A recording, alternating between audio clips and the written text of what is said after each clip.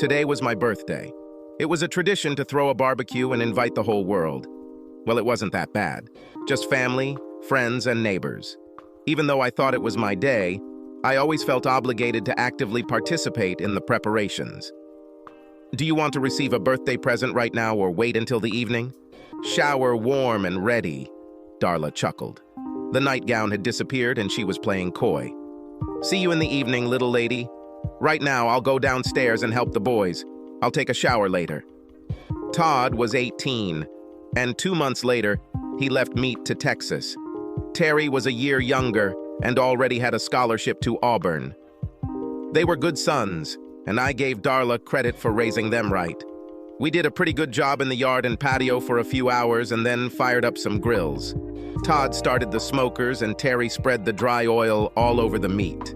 Heck, the way things are going, I could probably sit back and let them take care of things themselves. Darla showed up just as we finished our prep work. Her 2 sisters came to help her with all the extra things. Today, we will need to feed more than 50 people. It's funny how friends appear when there is free food. I was 40 years old, but I felt like I was 20. And next month, Darla and I will celebrate our 20th wedding anniversary. It was a good marriage. The sex wasn't as hot as previous years, but it was still great until last year. He seemed to disappear about a year ago, shortly after Darla started working. Fear of an empty nest drove her out of the house. We didn't need the money, but she did need the social interaction. The guys and I went to the shower. I had a new shirt for just such an occasion that my mother had left at the beginning of the week. Darla wisely insisted that I wear an apron. It didn't take long before our guests began to arrive. Some brought dishes of food, others gifts, and others soft drinks. The weather was fine and the day promised to be wonderful. Darla looked gorgeous and, as always, was the perfect hostess. Next year, she will turn 40, but she will easily pass for 30. She has maintained her figure and appearance. I watched her flit around the tables, checking to make sure everything was okay. An ideal wife and an ideal mother. What more could a man wish for? I don't know where he came from, and I definitely didn't recognize him. He was tall and wearing a dark blue jacket. He stopped at the edge of the party area, leaned over and said something to one of the neighbors. She pointed at Darla. He thanked her and walked towards us. Darla noticed him approaching and seemed a little embarrassed. "Darla Connors?" My wife nodded. He handed her an envelope, which he took from the inside pocket of his jacket. "Darla Connors, you have been served with a notice. That's all." He turned and left as quietly as he had appeared. Of course, by this time, everyone at the party was already watching. Darla stood motionless. There was no emotion on her face. She looked at me, slowly turned around, and walked back into the house. I didn't understand anything. The usual chatter of the guests turned into muffled mutterings and whispers. In a desperate attempt to break the spell of the moment, I shouted, "Anyone want some more ribs? Come and take it." Todd and Terry came up to me. "What the hell is going on, Dad?" Terry tried to be restrained. "I have no idea." I could only shrug my shoulders. Todd headed into the house, but I stopped him. "Why don't you guys check if you need another beer or something to drink?" As the conversation in the courtyard began to return to normal, I relaxed a little. After 10 minutes, I decided it was time to talk to my wife. But alas. "Dad, Mom leaves in a Mustang." Terry pointed to the front of the house. My black Mustang convertible was speeding down the street faster than it should have. The backyard became quiet again as everyone watched her speed away. Darla usually drove the minivan, but it was parked inside. The Mustang was at hand. There were a lot of unanswered questions, but I think they could wait until my wife got home. After that, everything went downhill. Darla's sister Peggy brought out the cake, and I made a feeble attempt to look happy. Without Darla, everything seemed like a cloud. Friends and neighbors were the first to leave. The families lingered a little, but in the end, there was nothing more to talk about.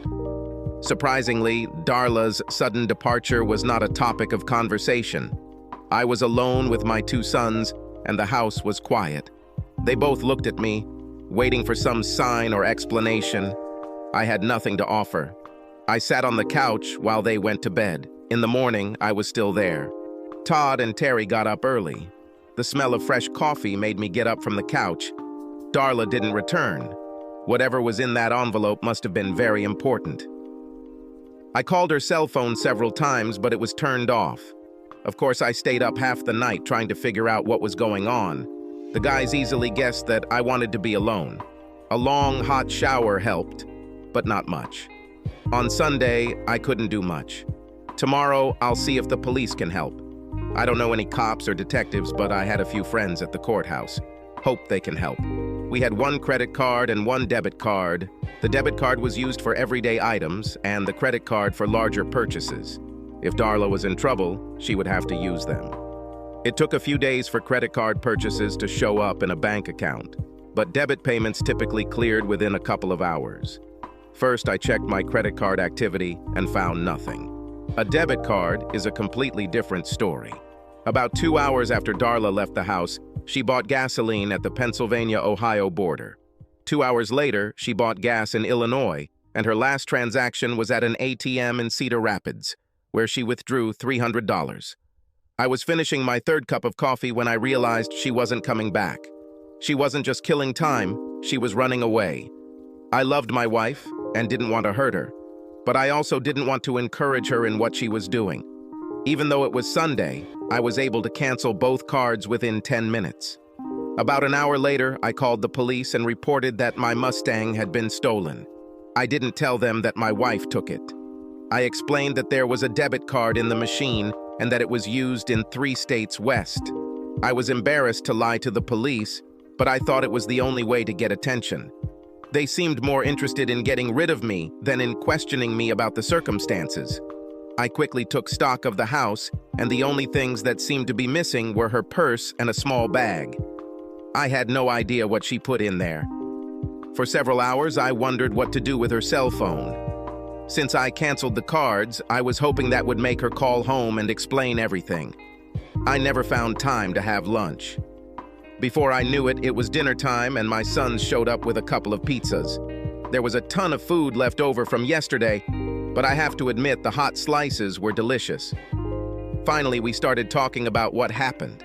I briefed them on what I knew and they offered their support. That night, I slept in my bed. Darla never called. I called into work and took a week off. I was a little sick of the job, but it paid well. I was delivering gravel to one of the local quarries. It was hot and dirty, but there weren't many decisions to make. I simply picked up the goods, transported them, unloaded them, and received my salary. Immediately after Darla began working at Prescott Benefits Company, we attended several corporate events. They hosted parties and picnics where I met the people she worked with. I just now realized that for the last 6 months or so, we have not attended any more meetings. In fact, she didn't even mention them. They were important to her when she started working for the company, and then suddenly they weren't. I'm not very good at remembering people I meet, but I remembered Bob and Margie Gilson. Bob was a carpenter and Margie worked in the same office as Darla. Margie, this is Brian Connor. Do you have a minute to talk? Hello, Brian. I am very busy now. Hopefully nothing important. Darla didn't come to work today, did she? No, we actually didn't expect this. Oh, really? Why is this? There was a long pause on the other end of the line. It was obvious that Margie was uncomfortable talking to me. Brian, I don't think I want to discuss this with you. I think you should talk to your wife. I would be glad, but I have no idea where she is. Another long pause followed. Brian, I'm very sorry, but I have a lot of work to do. I have to go. Before I could say anything, she hung up. Suddenly, I had the feeling that something was going on that Darla didn't want me to know about. This explains why we no longer attended any corporate events. She was afraid that someone would accidentally say or do something that might give her away or make me believe she was up to no good. I grabbed a cold beer and went out onto the porch to think. I've noticed something over the past few months, but haven't given it much thought. Darla began working overtime several evenings a week. Not to the point of waving red flags, but it has become commonplace. She stopped talking about work when she was home, and we avoided talking to anyone from the company.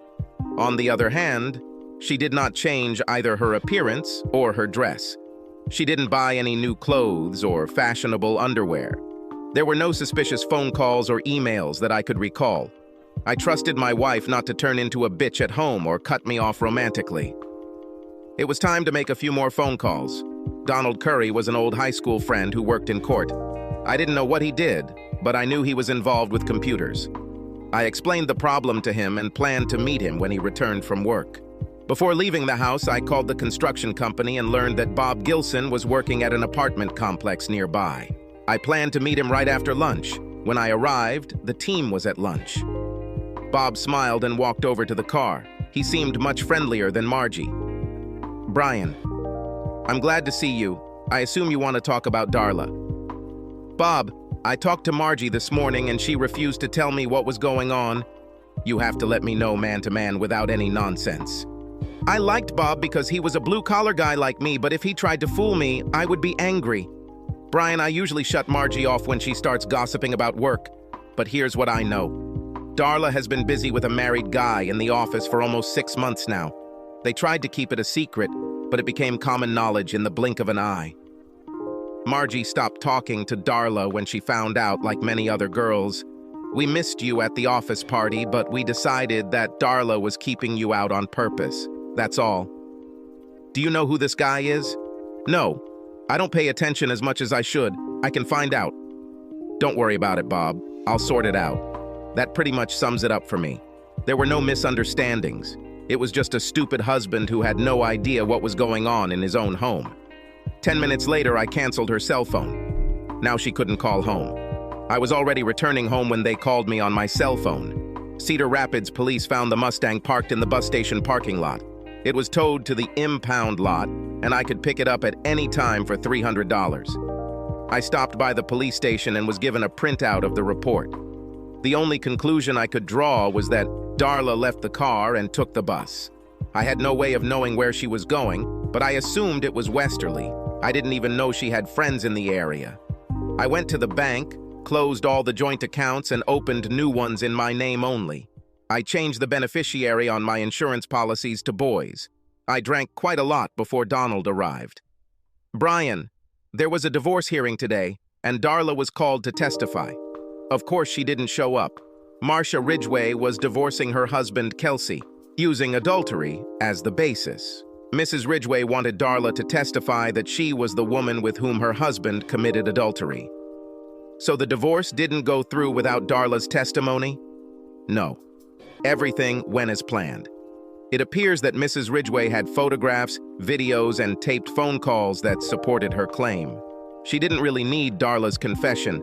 I think she only called her to embarrass her. Looks like it worked. What is Darla's situation now? Nobody cares about this now. There's nothing new she can contribute, and it doesn't matter. Kelsey Ridgway more or less confessed after his wife's lawyer presented all the evidence. The judge granted the divorce claim on the spot. It becomes final after 6 months.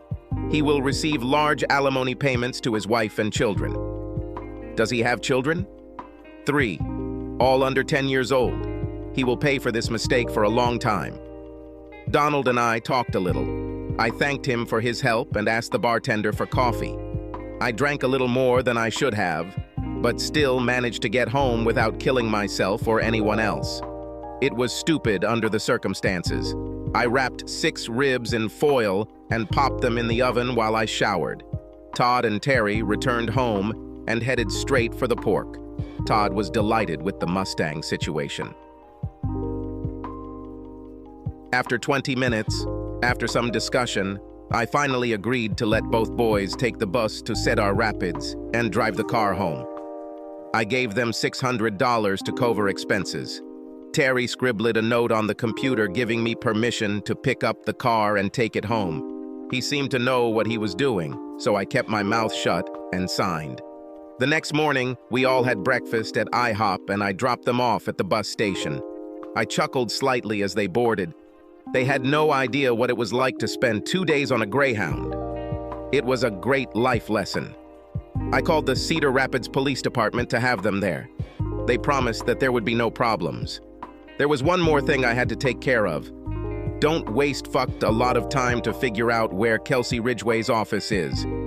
Seeing me, Margie immediately reached for the phone, but it was already too late. I didn't introduce myself, but simply started hitting him on the head and shoulders. He made several feeble attempts to defend himself, but ended up lying behind his desk on the floor. I kicked him in the gonads several times before the guards pulled me back. It turned into a bloody mess, and I felt much better. After this, events developed quickly. Before I knew it, I found myself in the police station, in front of a judge, and on my way to the county jail. There was no trial, just the judge and me. I got 60 days and I didn't care. At the first opportunity, I called the guys to bring them up to date. I could have sworn I heard Terry laughing on the phone. The house could be left empty for several days. Well, things weren't exactly like they show on TV.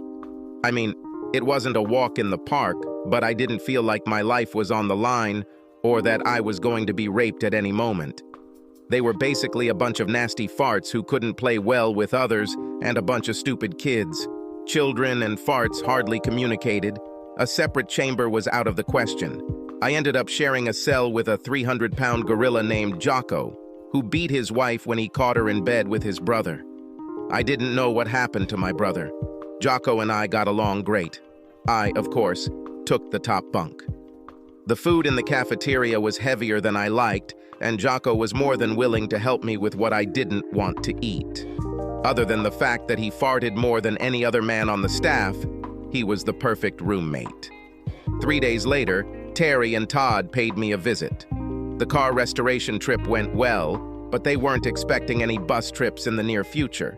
They didn't have any information about Kelsey or her mother. They brought me 2 packs of cigarettes even though I don't smoke. Todd said he thought they were valuable for trading. He's seen too many movies. Jocko, however, was overjoyed when I gave them to him. He said he needed to smoke to lose weight. I had no problem leaving the boys in the house alone. Todd went to school a week before I got out of prison. He got into the minibus and left the Jeep with Terry. Terry and I celebrated my homecoming by going to Red Lobster. He was excited to start his senior year of high school. Unfortunately, he had to go through this without me. I had other plans. Margie couldn't believe her eyes when I walked past her desk the next morning. I winked at her and headed back to Kelsey's office. 3 hours later, I was on the bus again to the county jail, this time for 6 months. Terry thought it was funny and immediately called his brother in College Station. Jocko welcomed me with open arms. I handled Kelsey better this time. I even feel like I broke something. Of course, I never received any feedback, so I can't know for sure. I was fired from my job, a big surprise. There was enough money stashed away to pay for the house and cover living expenses. Terry took care of everything with no problem. Apart from Terry, the rest of my family visited me regularly. Terry made sure I always had cigarettes for Jocko.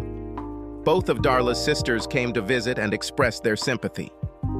Neither they nor anyone else in the family had heard anything about Darla. We actually had a family Thanksgiving and a Christmas celebration in prison. I was still a month away when I lost Jocko. I didn't actually lose him because he got free before me. His wife and brother moved to Florida and he had no idea what he would do. Terry thought it would be great to have Jocko as a guest until he got settled. He offered him a job at a tree trimming company, but Jocko decided to move to the south, where it was warmer. I think of Florida. The night before Jocko left, Kelsey Ridgway was found beaten to a pulp in a downtown alley. He told police he was attacked by a monkey. I thought it was funny because I had a solid alibi. After being released, I decided I'd had enough of Kelsey's flesh. He didn't actually work in the area anymore, and I didn't want to look for him. I took a course to learn how to operate big rigs. It wasn't much more difficult than the dump trucks I was used to. I had a few months to kill before Terry got into Auburn, so I spent time renovating the house. I wanted to sell it, but it was in Darla's and my name, and I didn't want the hassle. No one has heard a word from Darla since she ran away. Terry took the Mustang to Alabama because it was a chick magnet. I found a couple who were willing to buy a house with a cloud over it. I wasn't sure what that meant, but they got a good discount on the price. Their lawyer assured them that Darla's signature was not needed, and I was not going to argue with him. I just wanted to come out of it, free and clear. I used the down payment to buy a sleeper rig. Before I knew it, I was already on the road and free. I never bothered to file for divorce from Darla because I never saw the need for it.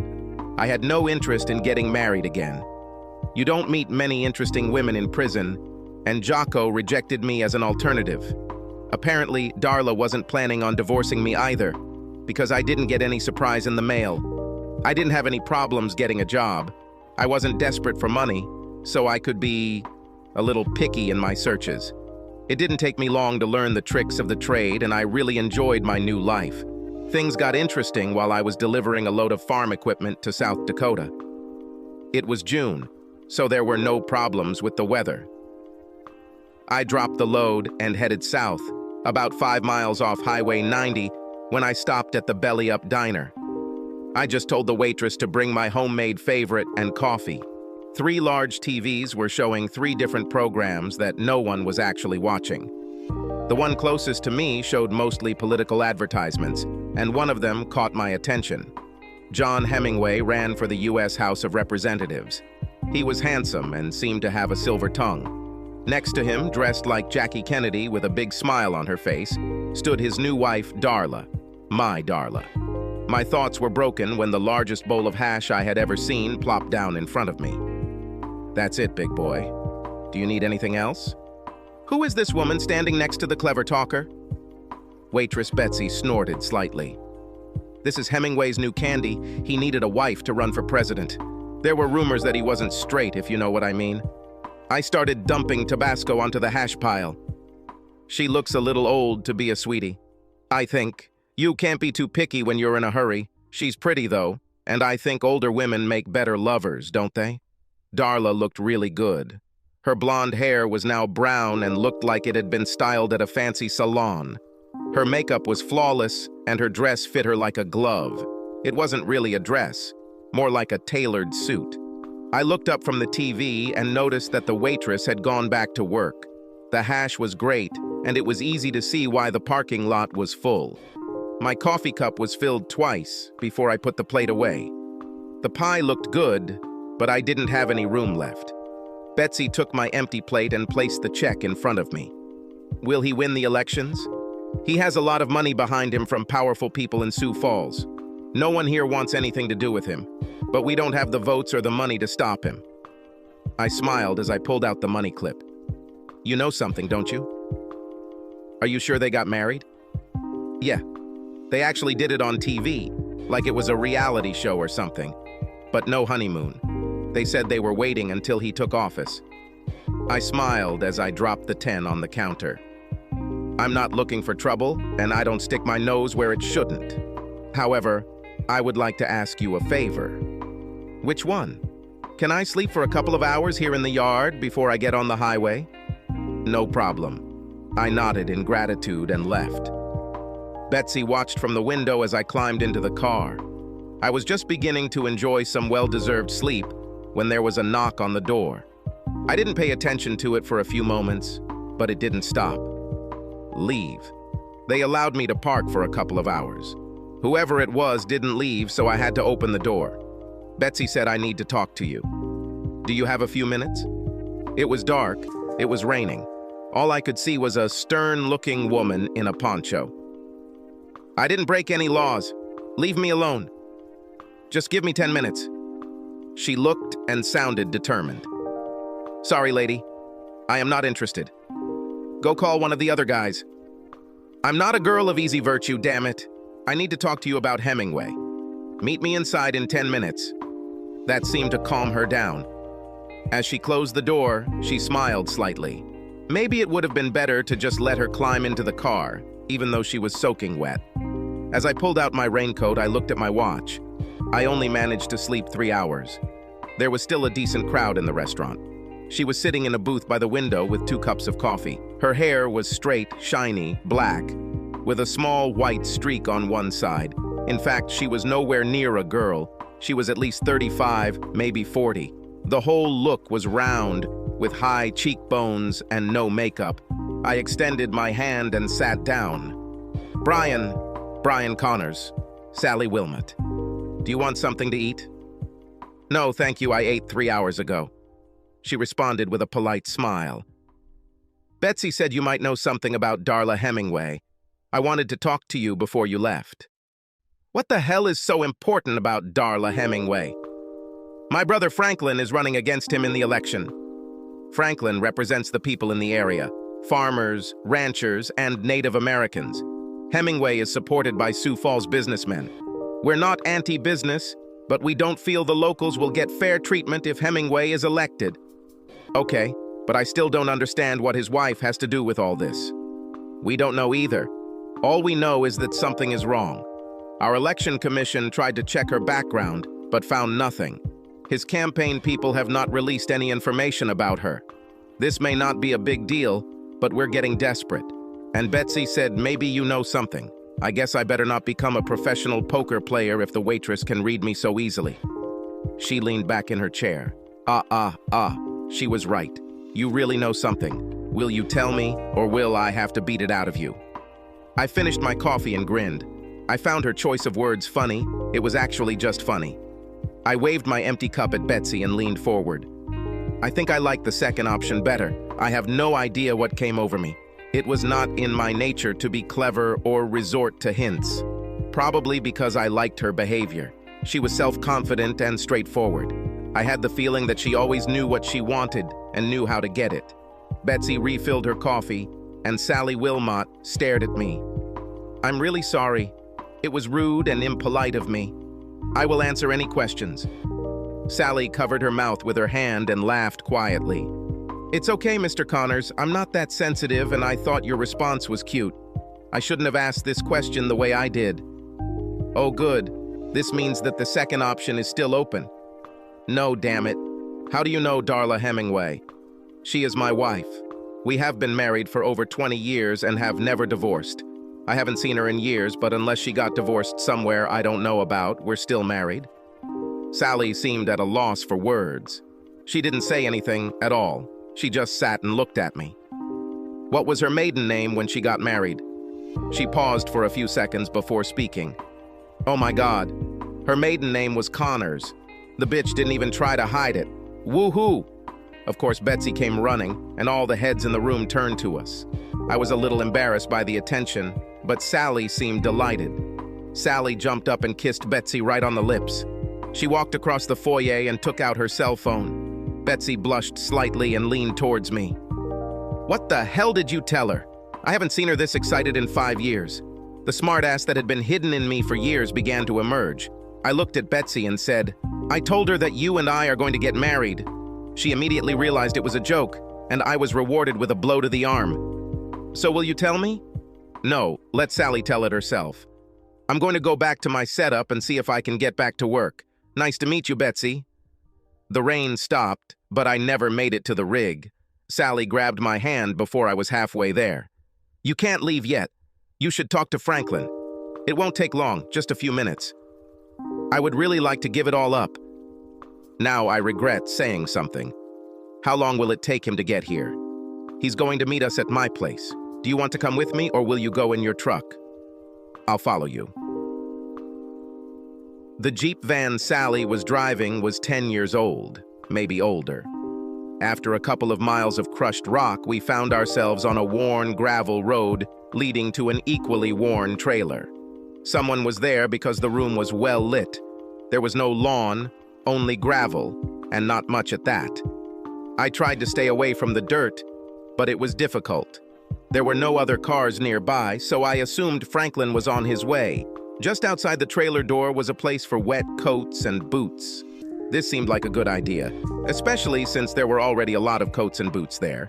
It was an interesting layout, mainly because it felt more like a classroom than a living room.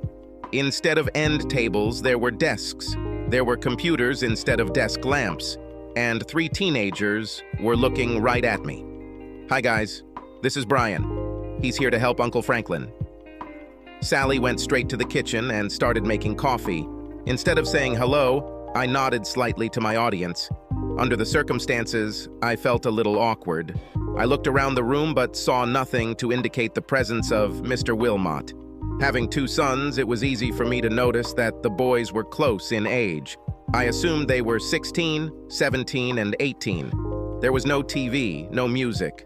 All three of them seemed to be either sitting at the computer or reading a book. The strange thing was that they did not look bookish or boring, but looked like normal, strong, and active children.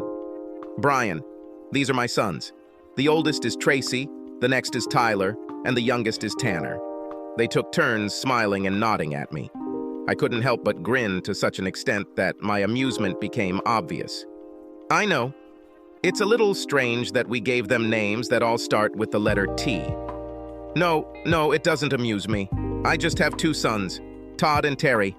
I thought it was a damn strange coincidence. Tyler spoke first. Where are your sons? The question earned him a stern look from his mother, which he seemed to ignore. Todd works at the University of Texas, and Terry works at Auburn. This simple statement lit up the entire room. Suddenly, Tracy came to life as if the Energizer Bunny had hit him. I'm leaving for College Station in August. How long has he been there? What is he learning? Sally finally touched his shoulder. Slow down, boy. Slow down. I'm sure Mr. Connors will have time to answer all your questions.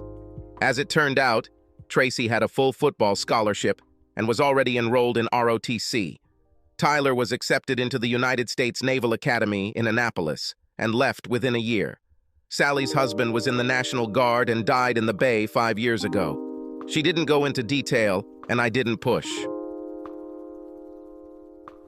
Tanner, the youngest of the boys, had not yet decided what he wanted to do, but his mother made sure that he studied regularly. I had no idea what was keeping Franklin, but for the next hour I was busy talking with Sally's sons. Sally just stood back and watched as I interacted with them, just as I interacted with mine. Hanging out with Sally's kids made me realize how much I miss my boys. Finally, Franklin Honeycutt arrived with 2 assistants.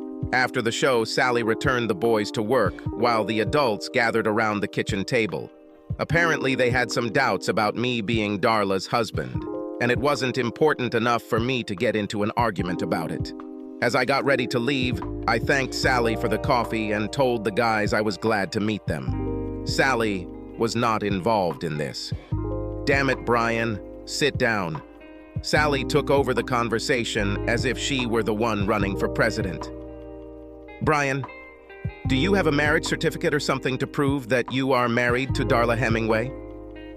It only took me a few seconds to pull the wedding photo out of my wallet. She was older now and her hair was different, but you could still tell it was Darla. I looked at one of Franklin's henchmen, who was holding a laptop in front of him.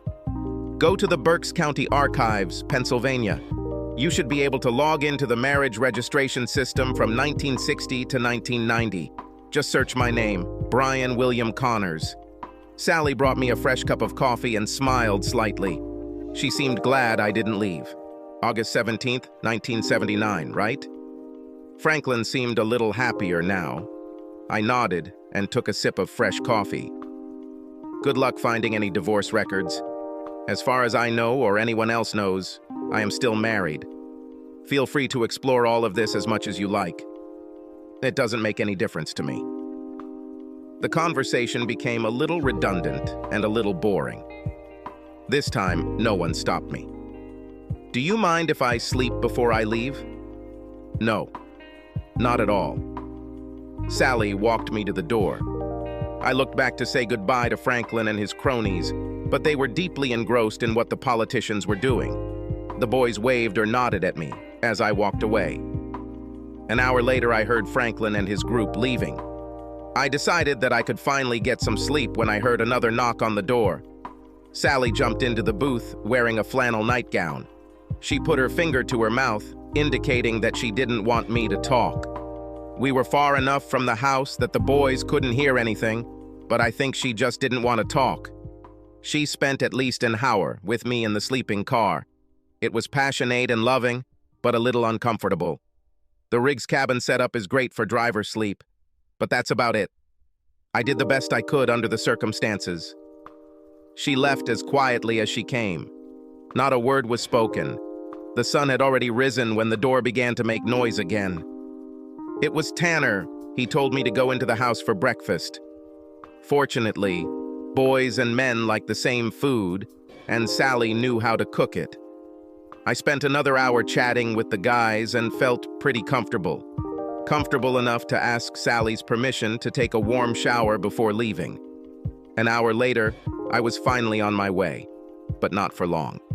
It was the local sheriff who stopped me before I got to the highway. Looks like Mr. Honeycutt needed to talk to me some more. I had to follow the police car back to the belly where Franklin was waiting for me. He was just having breakfast and invited me to join. Betsy brought me coffee and took the opportunity to wink. She must have been closer friends with Sally than I thought. Looks like Franklin's lawyers wanted me to stay. I used the old cliched phrase, "time is money," to discourage him, but he just laughed and continued eating. It would have been very easy to agree to everything and then just run away, but I decided that I might want to stay a few more days, especially after last night. The company would pay for the motel room and food, but that was all they could do. It was a good opportunity for me to wash my clothes and catch up on bills and banking. Wi-Fi is excellent. I sent the guys a couple of emails and paid all the bills. I was just getting the second batch out of the dryer when Sally came in. I don't think I've ever seen a woman who looked better in jeans. She had 3 children and a great body. Her blue Oxford shirt was not tucked in, but was belted with a silver belt. Her skin had a natural glow. She was one hell of an attractive woman. "What the hell are you doing here, Brian?" I shrugged innocently. "I'm folding laundry." "You should have left. You said you were leaving this morning." "Everything has changed. Your brother asked me to stay a few more days. I came to you last night only because I thought you wouldn't be there today. After this, I can't keep you here." She found it difficult to find words. She didn't seem to be expecting anything more than a one-night stand and had no idea how to handle it.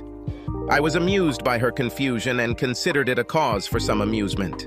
After my conversation with Franklin this morning, I'm seriously thinking about buying a house and staying here forever. What's really going on? I sat Sally down on the bench next to the dryers.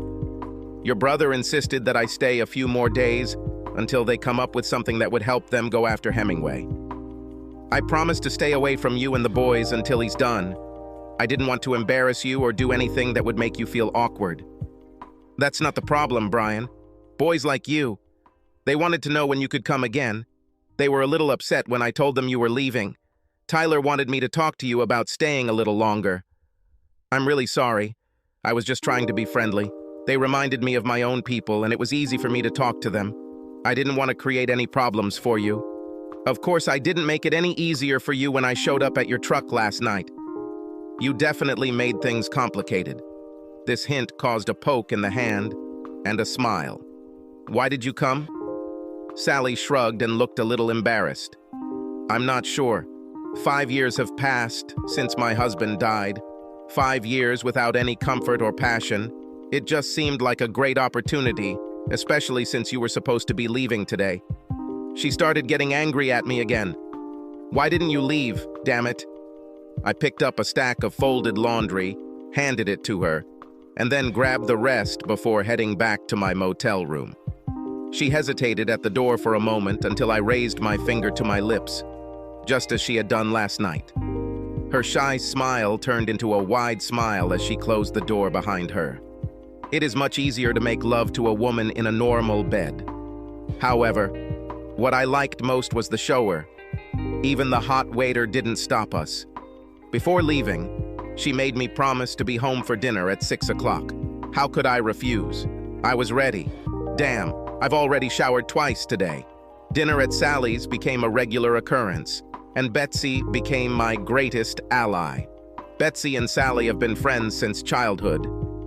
Betsy took great pleasure in telling me about what they did when they were younger.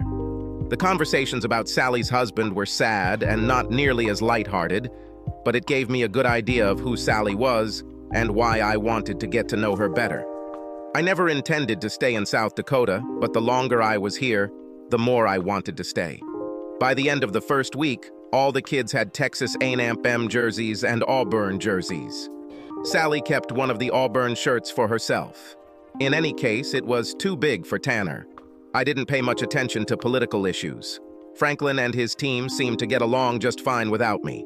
One way or another, the press found out about Darla's dark past, and began to play on it. Hemingway's people tried and failed to do nothing. The more they denied it or ignored it, the worse it got. His popularity began to decline rapidly. I never got involved in anything until I visited the motel early one morning. The woman at my door was tall, blonde, and straight as a pole. I was wearing boxers, but invited her in anyway. She avoided looking at me as I pulled on the 501, but I watched her every move. She was wearing a dark suit with a white shirt and low black heels. Definitely a professional. My name is Mary Beth Steinmetz. I'm an attorney with Leavitt's Brothers in Sioux Falls. I assume you are Brian William Connors? She knew my middle name. This was not good. Our company represents the interests of John Hemingway. We recently learned that your marriage to Darla Connors was never properly dissolved, and we hope to rectify this issue. How? The state has laws that allow marriages to be quickly dissolved under certain circumstances. We believe that we can take advantage of these statutes with your cooperation. Do you want me to divorce my wife? Yes. Why should I do this? She seemed puzzled. I don't think she expected this answer. At this point, I would be happy with a divorce, but on my terms, and I didn't want her to know about it. Ms. Steinmetz just sat there and looked at me. Miss Steinmetz, would you be so kind as to explain to me in layman's terms why my wife and I no longer live together? Don't embellish and be completely honest. If you can do this, I will consider continuing our conversation. She leaned back and undid the top button of her blouse. 3 years ago, your wife had an affair with a colleague. When you found out about this, she ran away because she could no longer look you or her sons in the eye. She hasn't spoken to any of you since then. Is this clear enough for you? This is good. It is a fact that you have hit the nail on the head. So what's the problem? If you've been following the news, you know that Darla and Mr. Hemingway are in a bit of trouble. We can't undo what's been done, but we hope to make it a little easier. By arranging a quick divorce for her? That's right. And tell me again, what will I get from this? Freedom. Damn it. I'm happy with the way things are now. How will my life be better? What do you need, Mr. Connors? Do you need money? How many? Give me something to discuss. What terms of divorce do you offer? There are none of them. That's why it can be done so quickly. There is no money changing hands, no assets to divide, no storage issues. You both walk away with what you have at the moment, and neither of you owes the other anything. The deal is clear and final. How long will it take? Less than 90 days. So this will end before the elections? Yes, I hope so. She admitted it but didn't want to play along. Should I see my wife? No. In fact, we'd prefer you didn't. Should I stay here until this is all over? The question made her sigh.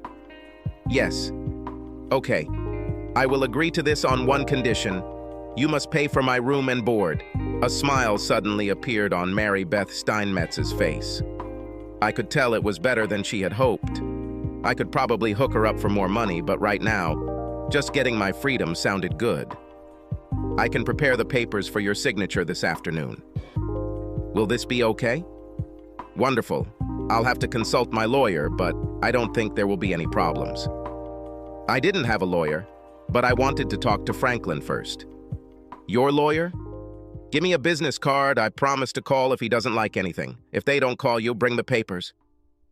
As she pulled away, I saw Sally on the other side of the parking lot. Before I could wave to her, she was running down the road. After a quick shave, I got dressed and heated to belly up. Betsy looked at me sternly with a cup of coffee. Do I have a chance to explain? Not for me, Mr. Connors. But you better have a good story for Sally. Breakfast was hot, but company was cold. I finished as quickly as I could and called Franklin. He was out of town, but we managed to talk for about 20 minutes. He was delighted with the whole situation and told me to agree, but made sure I had copies of all the documents. He spoke as if he was in control of the situation, no matter which way it turned. I asked him to call Sally. Sally parked right outside the door to my room. She got out of the Jeep as I pulled up and looked a little embarrassed. It was easy to see from the look on her face that Franklin was calling her. For the next 2 hours, she apologized to me in every possible way. Sometimes feeling guilty is good and pleasant, She had already left when Miss Steinmetz returned with the papers for me to sign. For some reason, she also made me accept a check for $10,000. Hemingway's campaign continued to go downhill, but my divorce petition made its way through the legal system. Tracy was in College Station and now had a friend looking out for him. I got officially divorced just before the election. Franklin won and promised to repay me for my help. I told him that I would allow it if he gave me a sister. Things weren't going well for Darla. After the election, someone decided to accuse her of bigamy anyway. Before they could do anything, she simply disappeared. She was good at it. I didn't see or talk to her. I sold the truck and bought a house and a small gravel pit near Huron. Sally and I got married on Christmas Day, and all 5 of my T-boys were there. Betsy moved into double wide and promised to take good care of him. The ultrasound showed that we were having a girl. Does anyone know any good girl names that start with the letter T? Subscribe to our channel so that your second chaff doesn't cheat on you, and go ahead and listen to the next story, because this story is nothing compared to the next one.